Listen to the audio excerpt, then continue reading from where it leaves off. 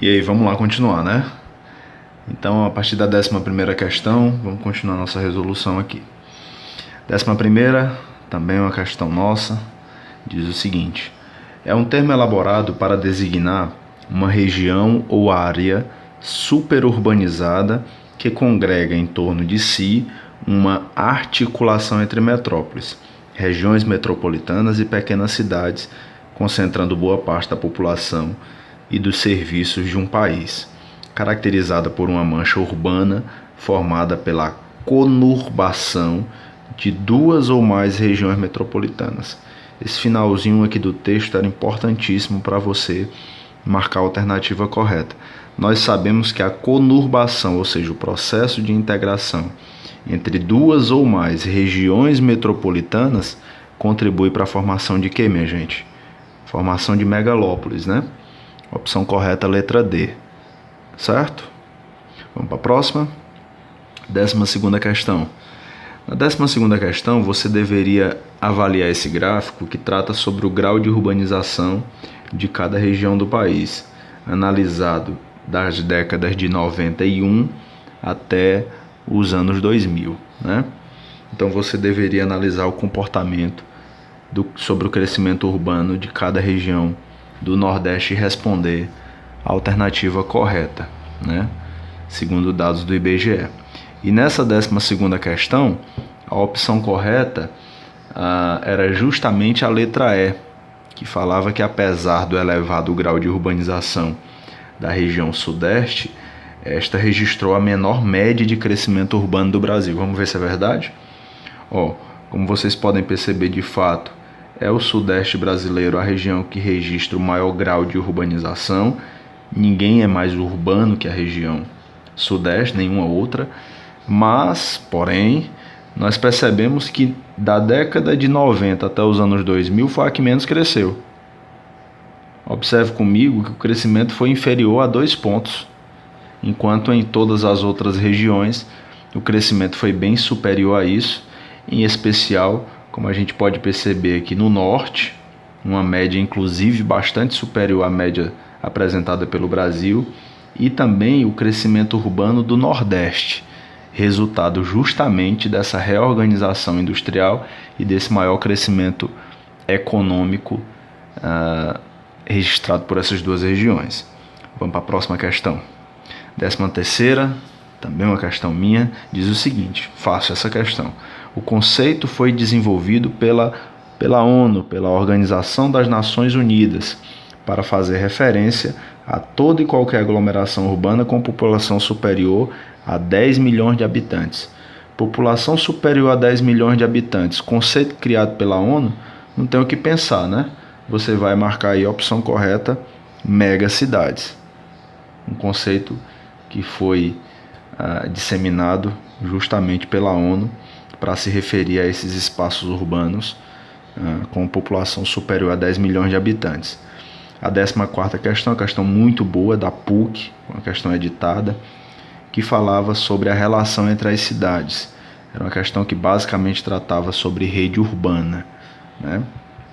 E dizia o seguinte: a partir dessa análise, é incorreto afirmar que... O que é incorreto afirmar com relação à rede urbana? Foi o que você marcou aí. Letra A, show de bola. Letra A é a opção incorreta. Porque ele está dizendo o seguinte na letra A: os aspectos demonstrados na imagem refletem uma rede urbana que vem apresentando tais características desde as primeiras décadas da Revolução Industrial. Tá certo, pessoal? Isso? Tá errado, né?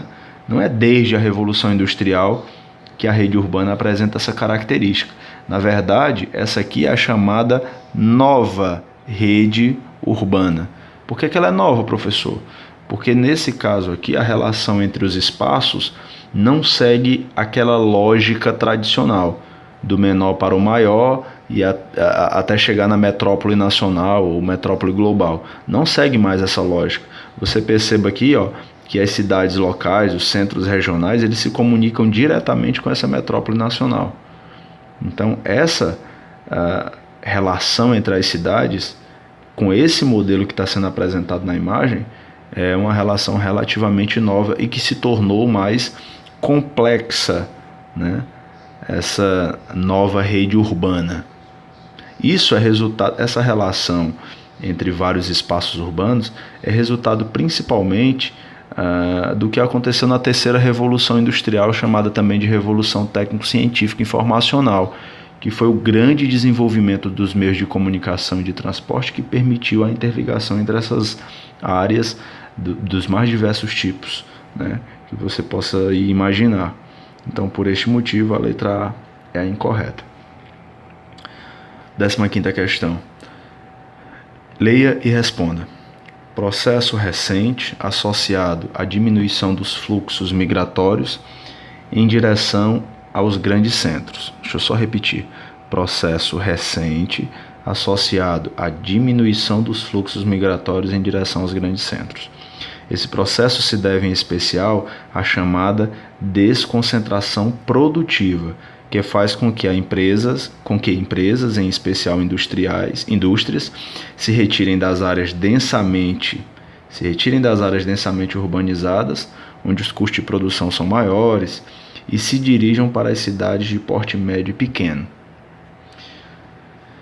Vamos ler aí o que ele quer saber sobre esse assunto. Houve um errozinho aqui de adição, mas sem problema que possa interferir aí na sua resolução. O processo acima citado induz a um fenômeno que na geografia é chamado de quê? Esse fenômeno que foi narrado no texto, em que os fluxos migratórios estão mudando de direção dos centros para as cidades pequenas e médias, em que as indústrias estão saindo dessas maiores concentrações. Como é que a gente chama isso? Desmetropolização. Perfeito. É um processo recente da urbanização que acontece em decorrência dessa redistribuição industrial. Próxima questão, 16ª, PUC do Rio Grande do Sul. Essa questão diz o seguinte: a estruturação de uma rede de grandes aglomerações urbanas e megalópolis caracteriza as últimas décadas. O poder destas cidades não está pautado em sua extensão, nem mesmo na quantidade de sua população, como antigamente. Um texto muito parecido já foi narrado anteriormente, né? Uma pergunta. Entre os critérios que atualmente definem uma aglomeração urbana como polo de poder, é correto apontar o quê? Opção correta, letra A. Desenvolvimento informacional capaz de articular fluxos financeiros e culturais. Isso aqui acaba justamente fazendo surgir uma nova articulação entre as cidades, que é justamente aquilo que eu falei nas redes urbanas, resultado do que ocorreu na terceira revolução industrial, desenvolvimento tecnológico e informacional. Opção correta, letra A. Vamos para a questão da UES. Ainda sobre rede urbana. Rede urbana é um espaço integrado de cidades e da população que nelas vive e que, com o tempo, vai se hierarquizando em função da influência que as cidades maiores exercem sobre as menores. A este respeito, analise as afirmações a seguir sobre a rede urbana no Ceará e assinale a afirmação verdadeira. Rede urbana no Ceará. O que é que você deveria considerar? Que o estado do Ceará, apesar de ser um estado relativamente pouco urbanizado, se nós compararmos com aqueles localizados na região sul e sudeste do país, é um estado que já apresenta uma grande articulação entre os seus espaços urbanos, por isso a formação dessa rede urbana. Então, com relação a isso, o que está correto entre as afirmativas? Claro que é a letra A. A existência de uma rede urbana no Ceará parte do princípio de que não é necessária uma intensa urbanização acompanhada para uma industrialização para que essa rede exista, né? Então, a letra A, corretíssima. As redes não se formam mais por conta da aglomeração populacional, e sim pelas funções que as cidades vão adquirindo principalmente. Então é isso que vai determinar uma maior ou uma menor articulação nessa rede, e é isso que vai determinar também a hierarquia entre os espaços. 18ª, está acabando. Nota intitulada Urbano ou Rural? Foi destaque na coluna Radar, na revista Veja. Ela apresenta o caso extremo de União da Serra, Rio Grande do Sul, município de 1.900 habitantes, dos quais 286 são considerados urbanos. A reportagem da revista apontou as seguintes evidências: a totalidade dos moradores sobrevive e de rendimentos, associados à agropecuária. B. População de galinhas e bois é 200 vezes maior que a de pessoas. Nenhuma residência é atendida por rede de esgoto. E por último, não há agência bancária. A situação descrita no texto ocorre porque, no Brasil, a classificação oficial de uma aglomeração urbana se dá exclusivamente a partir do seguinte critério. Que critério é esse? O critério político-administrativo. Por isso foi comentado em sala de aula, que muitas vezes se gera uma grande confusão sobre a classificação desses espaços urbanos, porque áreas menos urbanizadas muitas vezes são consideradas municípios principais de áreas que são mais urbanizadas. Vou te dar um exemplo. A gente sempre fala da relação entre Itatira e Lagoa do Mato, aqui no estado do Ceará. Itatira como sendo um município sede bem menos urbanizado, com uma concentração bem menor de pessoas e de serviços, é município. De Lagoa do Mato, que é distrito, que apresenta justamente características contrárias a essas. Uma área muito mais desenvolvida, né, onde os serviços ocorrem com a circulação do comércio, né, e tal, são bem mais intensos. Então, assim, no Brasil, a definição de urbano e rural não é uma definição muito clara. Então, o principal fator é o político-administrativo, certo? Nesse caso, nesse exemplo que eu acabei de dar, Itatira acaba sendo município frente à Lagoa do Mato, porque justamente o contingente populacional não é considerado, e sim a questão política, né?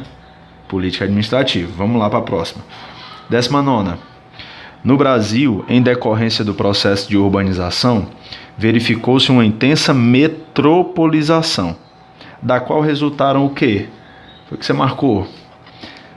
Letra E, metrópoles nacionais, sedes do poder econômico e político do país, como São Paulo, Brasília e Rio de Janeiro. É justamente isso. Repito, durante as primeiras fases do processo de urbanização do Brasil, nós temos o processo de metropolização. A desmetropolização ela é um processo mais recente. Então, nessa fase de metropolização, nós temos o crescimento desses espaços mais urbanizados no Brasil, como São Paulo, Rio de Janeiro e Brasília, depois dos planos de meta do senhor Juscelino Kubitschek, né? De urbanizar, de ocupar a região centro-oeste, o que acabou dando certo. Vamos para a última questão, questãozinha nossa. Essa questão diz o seguinte: se São Paulo e Rio de Janeiro cresceram 0,76% ao ano entre 2000 e 2010, grande parte dos municípios vizinhos situados em suas regiões metropolitanas continuou explodindo. Guarulhos, na Grande São Paulo, que possui mais de 1,2 milhão de habitantes, cresceu quase o dobro neste mesmo período, 1,31%. De novo, uma questão que trata sobre o ritmo de crescimento das cidades médias superior ao das grandes cidades, né? A gente está vendo aí, por exemplo, nesse caso, que Guarulhos, que faz parte da região metropolitana de São Paulo, tem apresentado um ritmo muito mais frenético do que a capital. São as pequenas cidades vizinhas que crescem mais que a metrópole. Como esse processo pode ser conceituado? Bom, preste muita atenção aqui. Não pode ser metropolização, e agora eu vou analisar as alternativas erradas porque é relevante. Não pode ser metropolização porque nós estamos analisando o crescimento não da metrópole, mas das áreas metropolitanas. Não pode ser integração urbana industrial porque você não pode chegar a essa conclusão através do que está sendo lido no texto. Ok? Não pode ser rede urbana porque a questão fala da consequência, né? Da consequência. Como é que essa consequência, qual é a consequência que vai ser gerada com esse crescimento superior das áreas vizinhas a essas metrópoles? Não é rede urbana, Porque para a rede urbana existir, não necessariamente as áreas precisam estar próximas ou fazer parte da mesma região, correto? Planejamento urbano não tem nada a ver, por eliminação, você marca conurbação, que é justamente aquele processo de integração entre duas ou mais áreas urbanas. Então, à medida que Guarulhos cresce, esse distanciamento que havia entre Guarulhos e São Paulo, ele vai se tornando cada vez menor. Concorda comigo? E assim, com esse exemplo, você tem justamente esse processo de integração entre os espaços, que nós chamamos de conurbação. Beleza? Muito obrigado. Espero que vocês tenham gostado. A gente se vê por aí. Um abraço.